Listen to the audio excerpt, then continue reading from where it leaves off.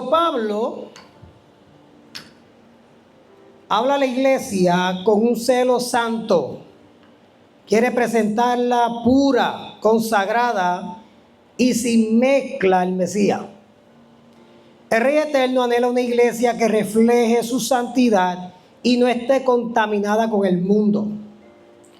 Hoy vemos cómo el sincretismo y la distorsión de la gracia ha debilitado ese testimonio. ¿Cuál es el deseo del Rey Eterno? Él quiere una iglesia pura y sin mezcla. 2, que represente fielmente a su rey y a su reino. 3, como una novia reservada solo para su esposo celestial. Y 4, la iglesia del rey debe volver a la pureza en doctrina, vida y testimonio. No podemos confundir la gracia con excusas para pecar. Somos llamados a ser presentados como una virgen pura al Mesías. La verdadera libertad y santidad está en el Mesías, no en excusas humanas. La verdadera libertad y santidad está en el Mesías. Y hoy es tiempo de arrepentimiento y consagración, porque solo la iglesia pura será presentada al esposo. Y ahora vayan conmigo rapidito ahí, Efesios capítulo 5, versículo 27.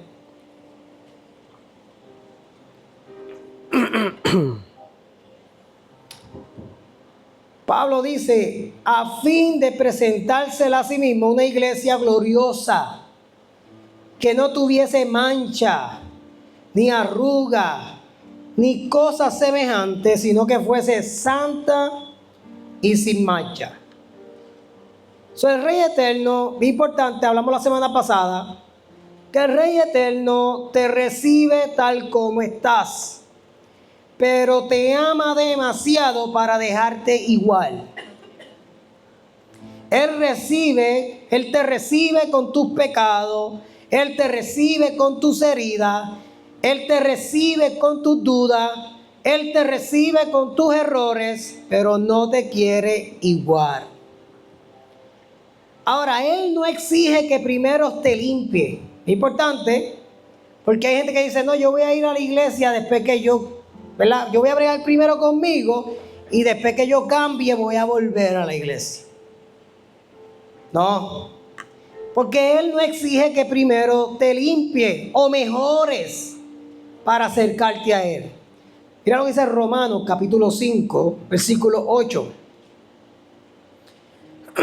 Romanos 5, 8 dice, pero el Rey Eterno demuestra su amor por nosotros en esto, en que cuando todavía éramos ¿qué? Pecadores, el Mesías murió por nosotros. El amor del Rey Eterno no espera perfección para empezar. El Rey Eterno quiere transformarte. Dígale al que está a tu lado, Él quiere transformarte. Dile al que está a tu lado, Él quiere sacar la religión de ti. Antes la pelea era sacar al mundo, pero ahora tenemos dos situaciones. Hay que sacar al mundo y la religión que tenemos dentro. Su amor no es permisivo ni superficial. No es un amor que aplaude todo. Eso es lo que nos enseñaron antes. La gracia que nos enseñaron antes era un amor que aplaudía todo. Sino es un amor que sana, es un amor que corrige, es un amor que guía y es un amor que transforma. Por eso Yeshua vino a presentarnos al Padre. Y el corazón de un padre es sanar, corregir y guiar y transformar a sus hijos.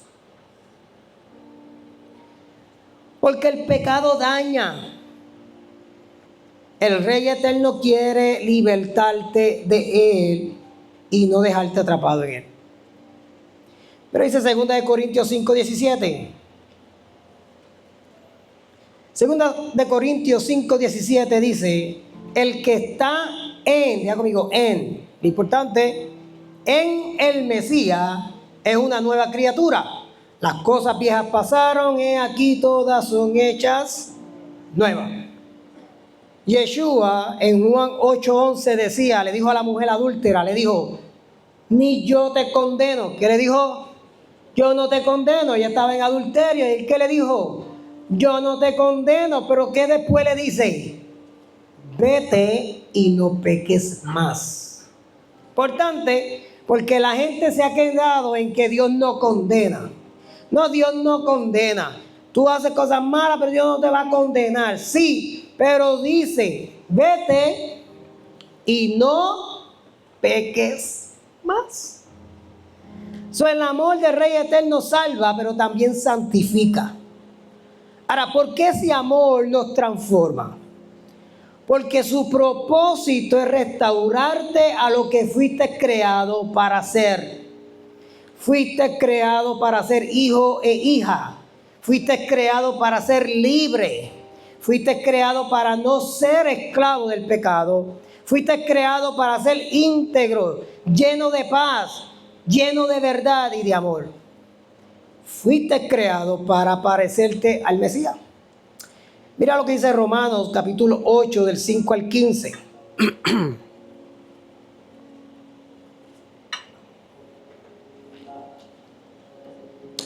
Y dice ahí, porque a los que son de la carne piensan en las cosas de la carne, pero los que son del Espíritu en las cosas del Espíritu.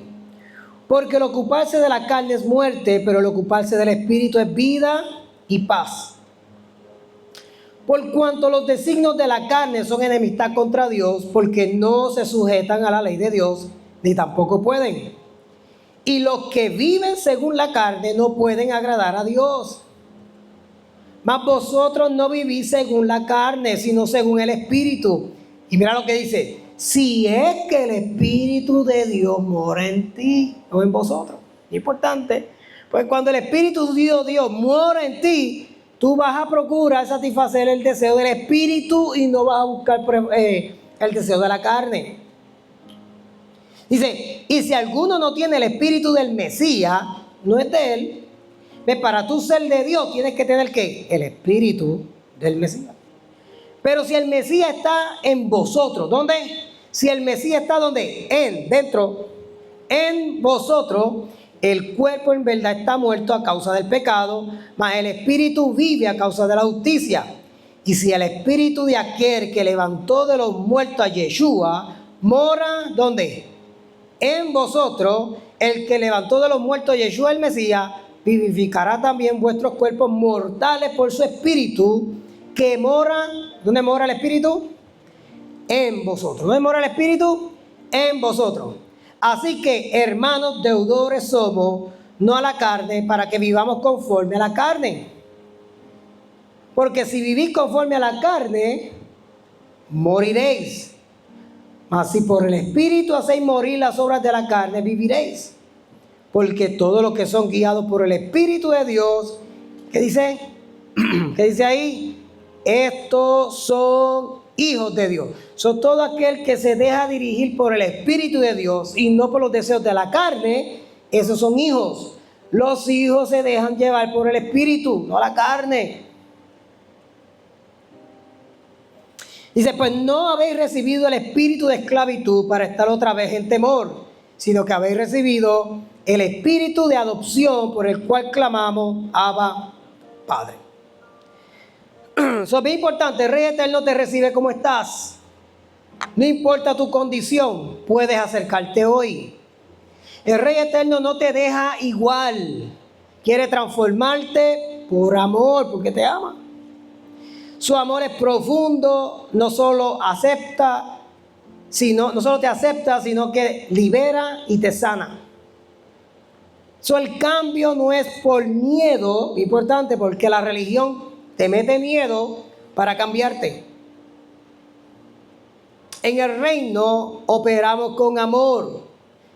Por eso es que el cambio no es por miedo, es por amor. Él te transforma desde adentro hacia afuera. ¿Cuál es el peligro del sincretismo en la iglesia o las mezclas que vienen de otras cosas. Mezclar principios bíblicos con filosofías humanas, pensamientos del mundo y creencias externas al reino es sincretismo, es mezcla. El resultado de esta mezcla es una imagen distorsionada del rey, de lo que el rey quiere para nosotros. Eso es triste porque hoy en muchas congregaciones se adora a un Dios moldeado al gusto humano, no al Rey soberano revelado en la palabra. Ahora, ¿cómo se usa hoy la mala interpretación de la gracia? Eso es lo que vamos hoy. ¿Cómo se usa hoy la mala interpretación de la gracia? Se usa como cobertura del pecado sexual. Hemos visto y se ve todavía, si usted quiere vaya a las redes lo ve, vemos líderes en adulterio o fornicación y lo excusan diciendo: Dios conoce mi corazón. ¿Y sabe qué? Por eso es que Dios no te quiere como está, porque Él conoce tu corazón. Y la Biblia dice que nuestro corazón es engañoso. O sea, la gente dice: no, Dios conoce mi corazón. ¿Sí? Por eso es que no te quiere como está, porque el corazón es engañoso y hoy estás creyendo cosas que están en tu corazón y las quieres poner en la vida como si es algo aceptable. Los predicadores de la gracia cubren todo, pero no hay arrepentimiento. Por eso es que en muchas congregaciones no se predica del arrepentimiento ya, como antes. No se predica del pecado como antes. Porque es que eso no le gusta a la gente y después la gente no va a venir. Pues no son hijos. Porque los hijos tienen el Espíritu de Dios dentro y saben cuando papá le estás hablando porque los ama y quiere lo mejor para ellos. El que no es hijo es rebelde a la voz de Dios, es rebelde a los mandamientos de Dios, es rebelde a los estatutos de Dios. Cuando oye la voz del Padre hablar, como no lo recibe del Padre, entonces se rebela y se va. Pero el que es hijo, reoye la voz del Padre y ¿qué hace? La acepta, aunque le duela, la acepta porque él sabe que mi Padre me ama. Y nunca hará nada para hacerme daño. Y eso es lo triste de hoy en día. Ya han habido tantos padres que han hecho tanto daño a los hijos, que hoy oír de un Padre celestial que me ama, que quiere lo mejor para mí, es bien difícil para ellos recibirlo, porque fueron marcados por un hombre que es llamado Padre. Un hombre que le dijeron: ese es tu papá toda la vida. Pero el papá me hizo daño, el papá me agredió, el papá abusó de mí. Y ahora oír a Dios como Padre, qué difícil. Porque no saben lo que es un verdadero padre. Porque un padre cuida, un padre protege, un padre suple, un padre enseña, un padre disciplina, un padre está presente. Por eso es que tenemos su vida dentro de nosotros, porque esa vida nos deja saber a nosotros que Él está siempre presente.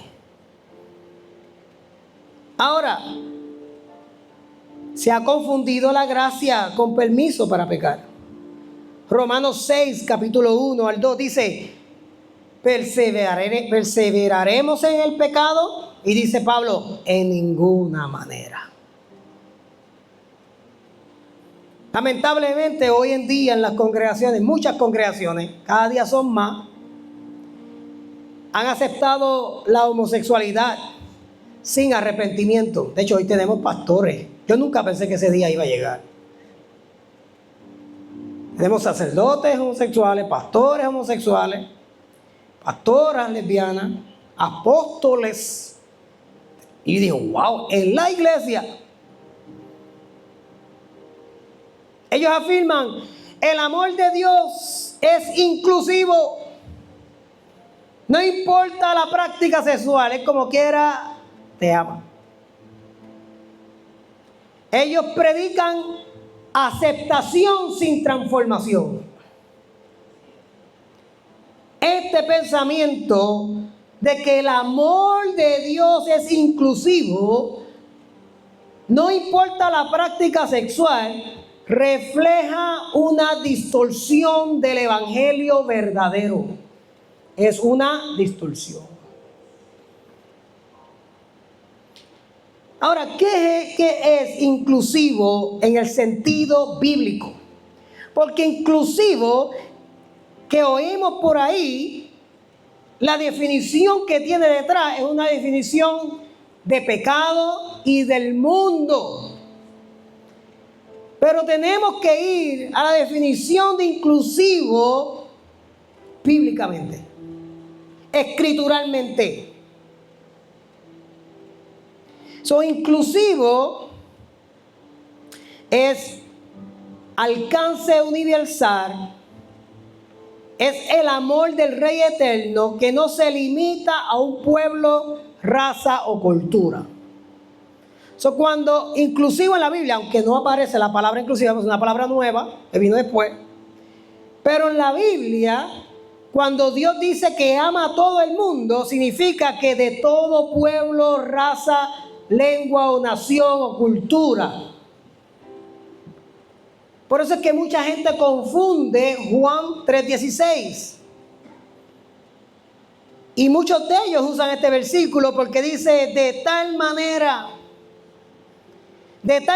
amó Dios al mundo, que dio a su Hijo unigénito, para que todo aquel que en Él crea no se pierda, mantenga vida eterna. Pero en el contexto que ese versículo se escribió, fue un contexto donde Yeshua era que judío, nació en un pueblo judío, el pueblo de Israel, y los judíos pensaban que la salvación era solo para los judíos. Y como los judíos pensaban que lo único que podían acercarse a Dios, que los únicos que iban a recibir salvación eran ellos, ahora viene un judío con la vida de Dios, con la revelación exacta de Dios, y dice, de tal manera amó Dios a todos. En otras palabras, yo no vine para ustedes nada más. Yo no vine para ustedes nada más.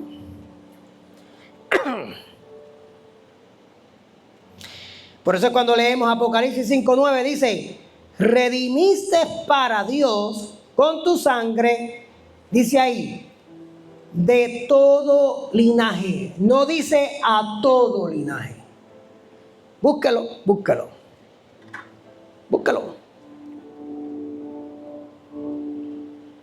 Ahí dice, redimiste para Dios con tu sangre no a todos. Significa que Él no vino por todos los linajes del universo, sino a ciertos linajes. Dijo, de todo linaje, lengua, pueblo y nación. Él ofrece salvación a todo tipo de personas, sea pobre, sea rico, sea hombre, sea mujer, y en este contexto, sea judío o sea gentiles.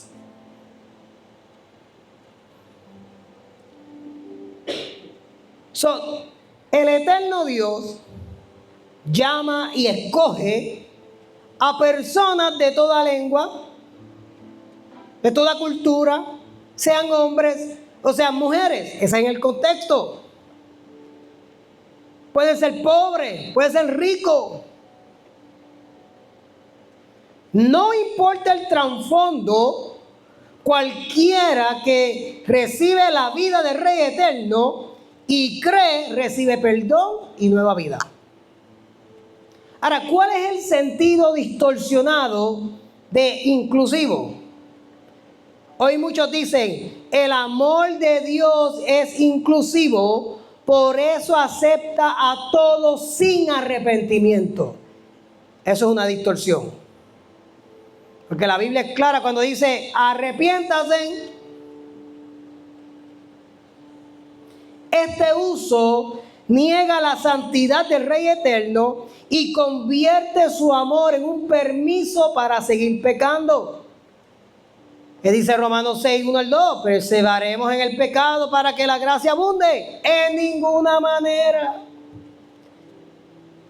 El amor del Rey Eterno no es inclusivo en el sentido de aprobar prácticas contrarias a su diseño, como fornicación, homosexualidad o la idolatría. Aquí, inclusivo, es un sincretismo moderno que confunde amor con tolerancia absoluta. Cuando Juan dice, porque de tal manera amó Dios al mundo, y buscamos la palabra mundo, en la palabra griega cosmos. Y mundo no significa cada individuo sin excepción, sino la humanidad general sin distinción de nación, cultura o condición. Porque los judíos pensaban, nosotros somos los únicos que vamos a ser salvos. Y Yeshua dice, no, porque yo voy a coger de toda lengua, pueblo y nación. La salvación no va a ser más que para los judíos. La salvación también va a arropar a los gentiles. El texto no niega la elección de Dios. ¿Por qué? Al contrario, muestra que el amor del Rey Eterno transciende fronteras. Ahora, en Juan 3:16, la palabra cosmos no significa que cada individuo sin acepción será amado y salvo, sino que el mundo es igual a humanidad en general sin distinción. Es como hoy, si hoy estamos aquí en el servicio y me preguntan, ¿fue todo el mundo al servicio? Eso significa que el universo entero, toda la gente que está en el mundo vinieron al servicio. ¿Verdad que no? Significa que todos los que usualmente vienen al servicio estaban allí. Por eso que tenemos que tener cuidado con esos términos, porque la Biblia, cuando dice todo el mundo, no siempre está hablando a toda la humanidad. Volvemos al contexto histórico. Los judíos pensaban que la salvación era solo para ellos. Por eso es que mira lo que dice Juan capítulo 1, versículo 11. Si Dios ama a todo el mundo como la gente piensa, pues entonces este versículo va en contra de lo que Yeshua está diciendo, porque dice aquí, mira cómo lo dice, Juan 1:11, dice, a lo suyo vino, no a los suyos, dice a lo suyo, a lo que él fue llamado, dice a lo suyo vino, él vino aquí, y dice, y los suyos, ¿quién eran los suyos? Su familia, los judíos. Dice, y los suyos no le recibieron. A los suyos se refiere a la nación de Israel, el pueblo escogido, el cual el Mesías vino primero. Ahora, mira lo que dice en Mateo 15:24. Mateo 15:24 dice, entonces Yeshua le dijo a la mujer, fui enviado para ayudar solamente a las ovejas perdidas ¿de quién? De Dios, el pueblo de Israel. ¿A dónde vino primero Yeshua? A su pueblo. Aquí hay algo bien importante. Que Dios envió a Yeshua a su familia. Antes de Yeshua salvar el mundo a los gentiles, primero procuró salvar los suyos, su familia. que es lo que hemos visto mucho en la religión. Salvan al mundo y los suyos se pierden. Ese no es el orden de Dios. El orden de Dios va primero con los tuyos. Pero dice Romanos 9, 4 al 5. Dice, ¿qué son israelitas? De los cuales son la adopción, la gloria, el pacto, la promulgación de la ley, el culto y las promesas, de quienes son los patriarcas y de los cuales, según la carne, que dice ahí, vino el Mesías. ¿A dónde vino Mesías? A su familia. El cual es Dios sobre todas las cosas, bendito por los siglos. Amén. Son los suyos, no lo recibieron. La mayoría del pueblo rechazó a Yeshua como el Mesías prometido. Aunque vino a los suyos y no le recibieron, Israel, el amor del Rey Eterno se extendió más allá a todas las naciones. Aquí vemos la diferencia, el rechazo de muchos, pero la aceptación de los escogidos. En Juan capítulo 1, 12, continúa con la promesa. Dice, mas a todos los que le... Dice, mas a todos los que le... Son otras palabras, hubieron unos que le recibieron y hubieron otros que no le recibieron. Mas a todos los que le recibieron, ¿quiénes son esos? A los que creen en su nombre, le dio potestad de ser hechos, ¿qué? Hijos de Dios. Pero dice Juan 3:16. Juan 3:16 rompe esa idea. El amor del Rey Eterno se extiende a toda clase de personas, no solamente a judíos, sino a gentiles. Pero muchos usan ese versículo para decir, no, Dios ama a todo el mundo. No, que tiene que ir al contexto. Y los judíos pensaban que solamente ellos, Dios los amaba más que a ellos. Que Dios los había escogido más que a ellos. Pero ahora Yeshua le dice, no, ahora Dios va a escoger, ¿de dónde? De toda lengua y de toda nación.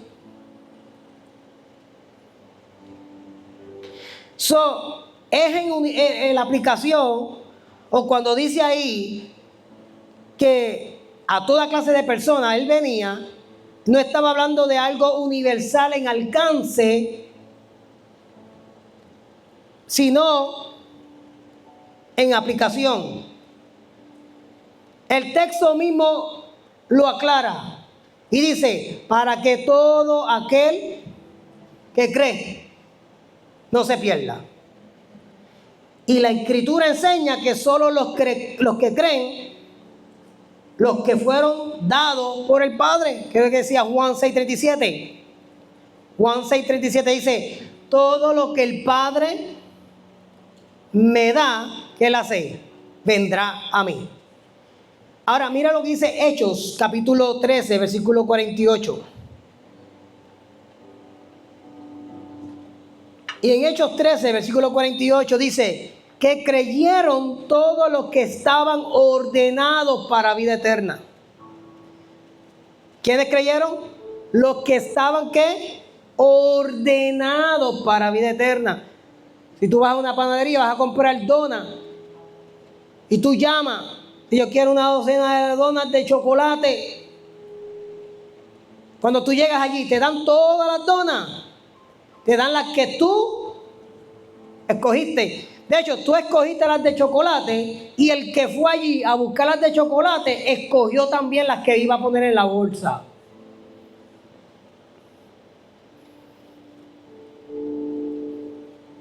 Es decir, dentro de la humanidad amada en general, los elegidos responden con fe porque fueron escogidos. Por eso es que vemos versículos como Romanos 9:13, dice, a Jacob amé, mas a Esaú aborrecí. El amor redentor es particular. Yeshua el Mesías murió eficazmente por lo suyo. So, Juan 3:16 no significa que cada individuo será salvo, sino que de entre los pueblos y naciones, el Rey Eterno escoge a los que creen en Él, en su Hijo. Lo podemos ver en Romanos 9, versículos 15 al 16.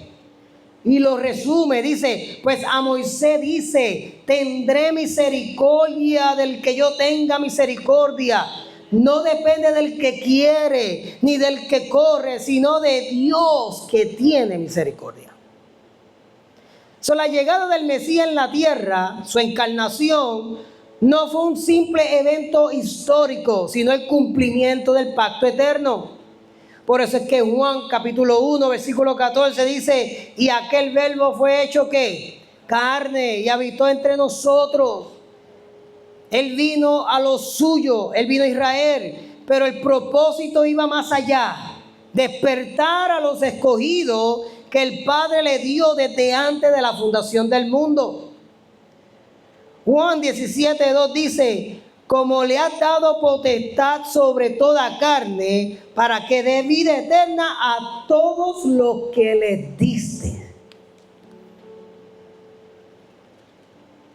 Es que no era para todo el mundo, era a los que Él le dio. Son los elegidos, son despertados en el Mesías. Sin el Mesías, el hombre está muerto espiritualmente. Efesios 2:1, y Él os dio vida a vosotros cuando estaban muertos en vuestros delitos y pecados. Su obra abre los ojos de los elegidos, no solo para creer, sino para ser transformados. El Mesías es la llave que activa la vida de los hijos del pacto. La creación misma espera este momento. Pero dice Romanos 8:19. Romanos 8:19 dice, el anhelo ardiente de la creación. ¿Cuál es el anhelo ardiente de la creación? Acuérdense que la creación está viva. La creación fue hecha por medio de la palabra del Dios. La creación está viva, ella sabe quién es su creación y ella está esperando. ¿Qué está esperando? Dice Romanos 8:19, dice, el anhelo ardiente de la creación es el aguardar la manifestación de los hijos del Rey Eterno.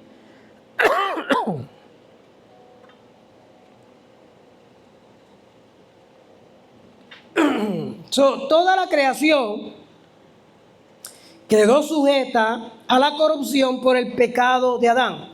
Vaya conmigo Romanos 8, versículo 20.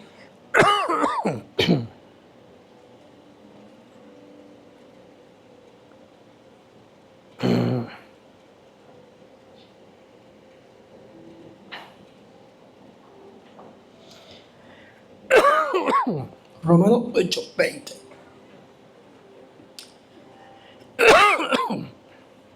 Romanos 8:20.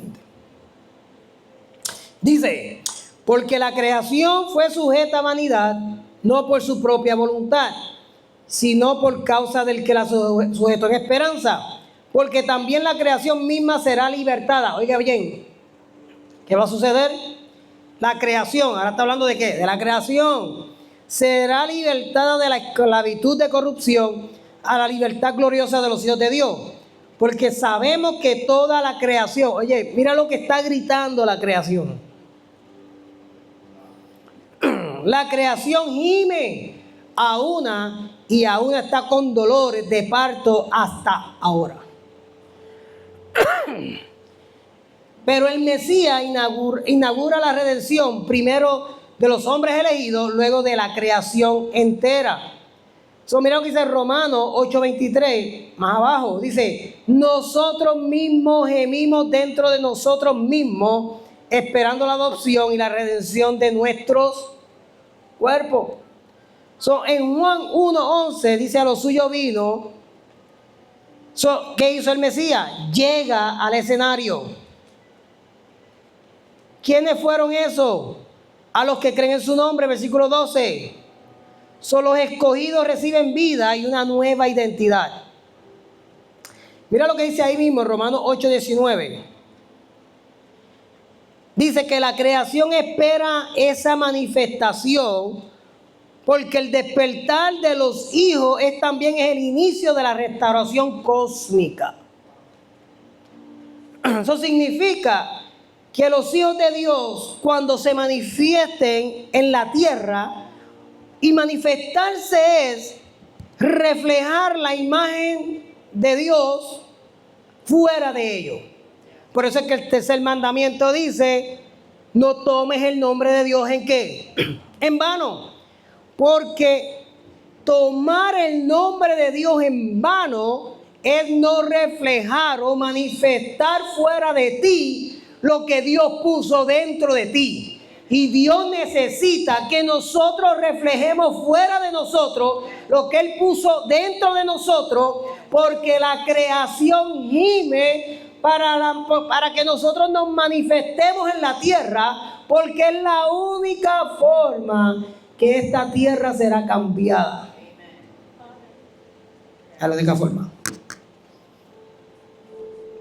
Pero la religión no nos hace ver eso. ¿Por qué? Porque están aceptando que el desorden en las iglesias, están aceptando la fornicación en la iglesia, están aceptando el pecado en la iglesia, lo están dando como algo bueno o pasajero, y eso ha detenido que los hijos se manifiesten.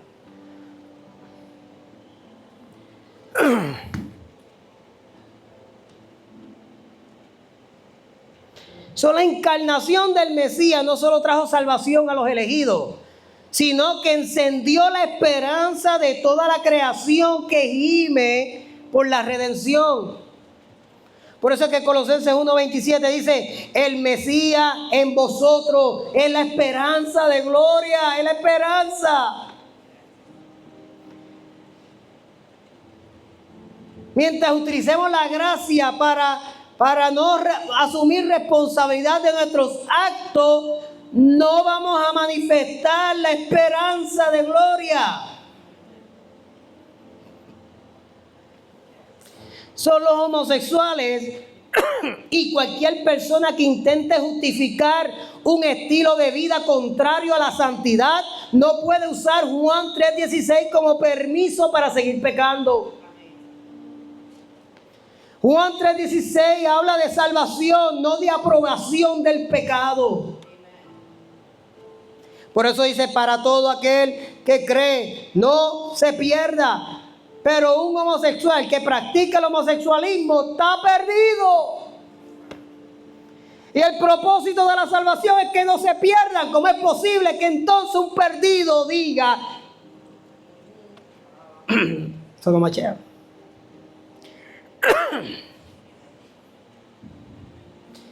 Creer en el Mesías no es solo aceptar su existencia, sino rendirse a Él como Señor.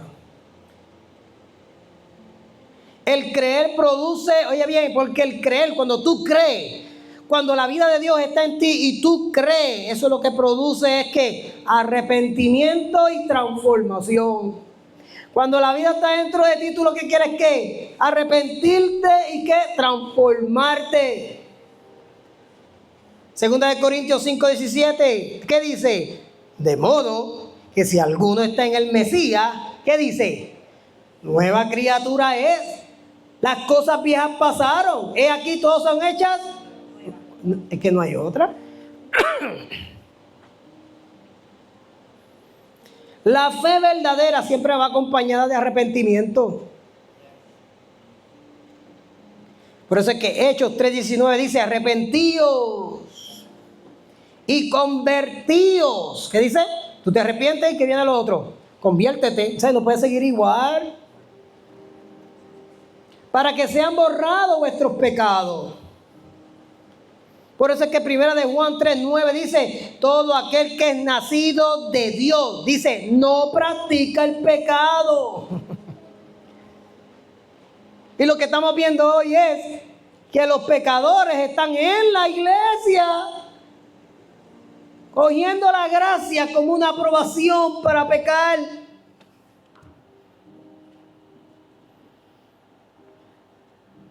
No se trata de perfección humana, sino de un cambio de dirección de vida. Usar Juan 3:16 como excusa es distorsionar el evangelio. Ahora, muy importante porque el texto no dice, porque de tal manera amó Dios al mundo que todos pueden seguir como está. Eso no lo dice. Pues eso es lo que dice. Dios no te trajo aquí para que tú sigas como estás. Esa es la mentira que nos han pintado. Dios te acepta como tú estás, ven. Sí, Dios te acepta, pero no te quiere como tú estás. Dicen, para que no se pierda, es un llamado a ser rescatado de aquello que lo lleva a perdición, incluyendo la práctica homosexual. Mira lo que dice 1 Corintios 6, 9, 11.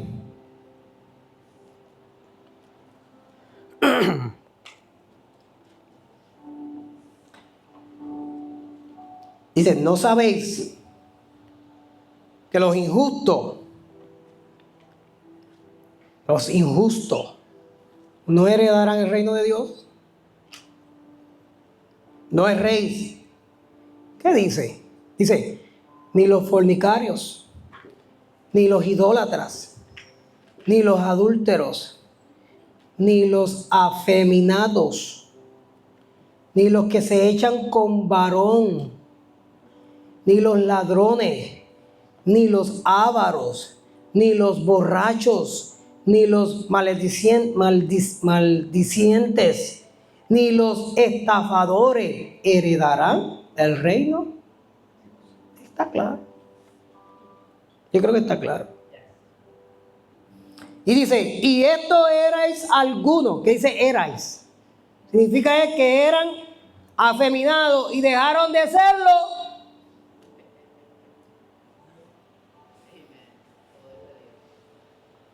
Dejaron de hacerlo. En esto erais algunos. Pero dice, mas ya habéis sido, ¿qué dice? Lavados. Ya habéis sido santificados. Y ya habéis sido justificados en el nombre de Yeshua el Mesías. Y por el Espíritu de nuestro Dios.